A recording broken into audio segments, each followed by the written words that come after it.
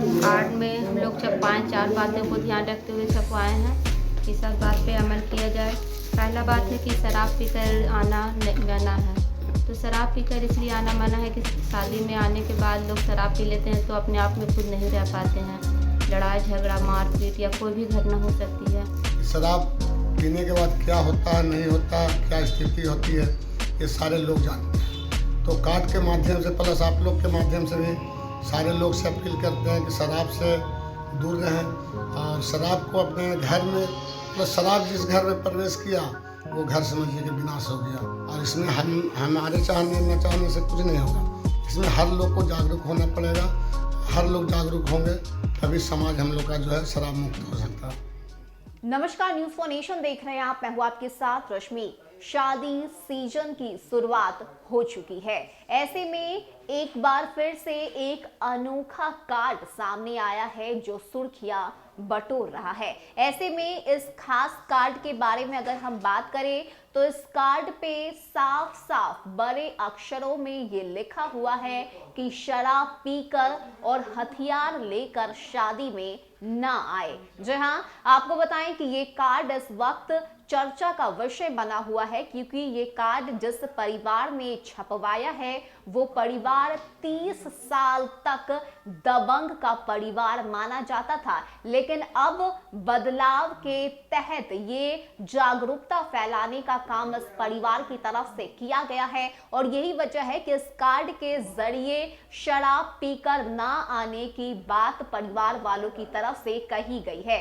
आपको बताएं कि 16 फरवरी को बिटिया की शादी है और यही वजह है कि शादी को लेकर ये कार्ड इस वक्त सुर्खियों में आया है और चर्चा का विषय बना हुआ है। इस कार्ड को लेकर क्या कुछ कहना है परिवार वाले का, किस तरह से वो शराब पीकर ना आने वाली बात को जागरूकता अभियान से जोड़ रहे हैं, आप खुद उनसे ही सुनिए।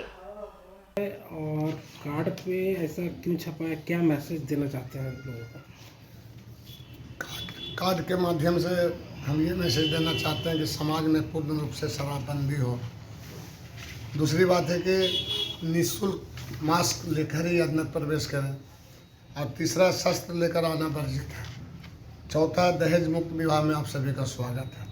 पहला, शराब पीकर आना सख्त माना इसलिए कि आप लोग मीडिया के लोग हैं, आप उसे ज़्यादा कोई नहीं जानता होगा कि शराब पीने के बाद क्या होता है नहीं होता, क्या स्थिति होती है, ये सारे लोग जानते हैं। तो कार्ड के माध्यम से प्लस आप लोग के माध्यम से भी सारे लोग से अपील करते हैं कि शराब से दूर रहें और शराब को अपने घर में, प्लस शराब जिस घर में प्रवेश किया वो घर समझिए कि विनाश हो गया।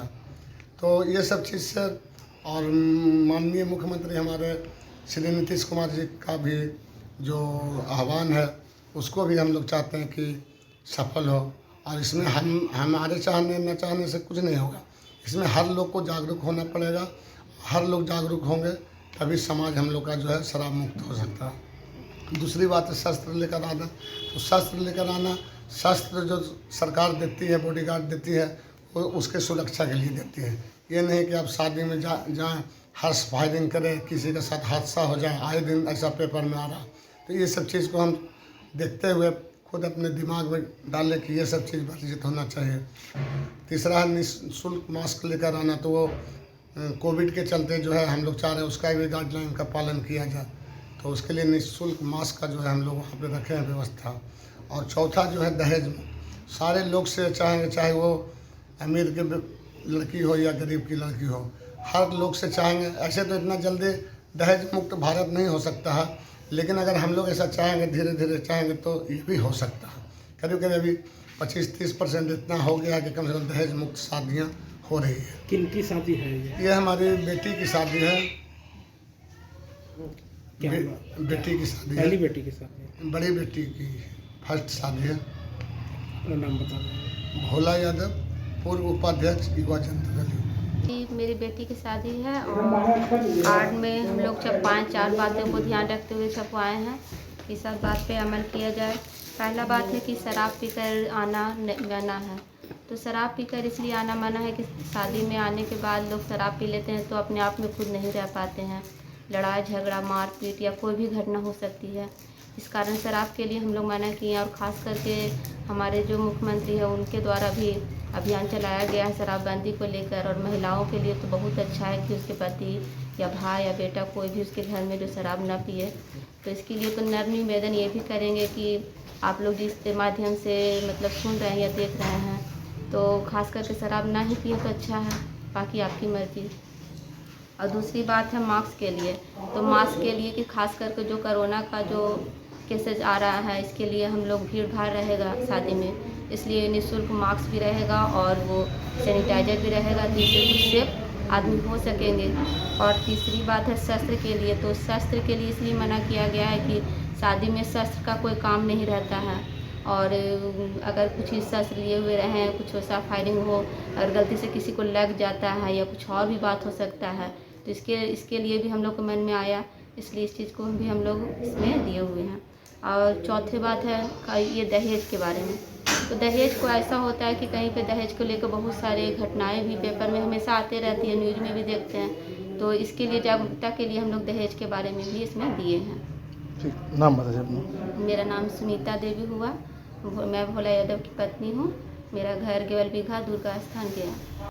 बता दें कि बैजू यादव के बेटे भोला यादव ने अपनी बड़ी बेटी की शादी के कार्ड में सबसे आगे पन्ने पर ये छपवाया है और बताया है कि किसी को भी शराब पीकर इस शादी में नहीं आना है। हालांकि अगर हम बात करें इस परिवार के बारे में, तो ये परिवार अपने दबंग के रूप में जाना जाता है। 1980 से लेकर 2010 तक इस परिवार के नाम के लोगों से ही जो वहां के स्थानीय लोग हैं वो खौफ खाते थे, लेकिन अब वह परिवार शिक्षा की बदौलत समाज की मुख्य धारा की ओर बढ़ चुका है। ऐसे में बैजू यादव और सरदार मथुरा यादव की शहर से लेकर गांव के कस्बों तक जबरदस्त तूती बोलती थी। इनके परिवार का उनके ही रिश्तेदारों से गहरी दुश्मनी थी, लेकिन अब शिक्षा के बदौलत ये परिवार पूरी तरह से बदल चुका है। और यही वजह है कि भोला यादव और उनकी पत्नी का कहना है कि शराब और साथ ही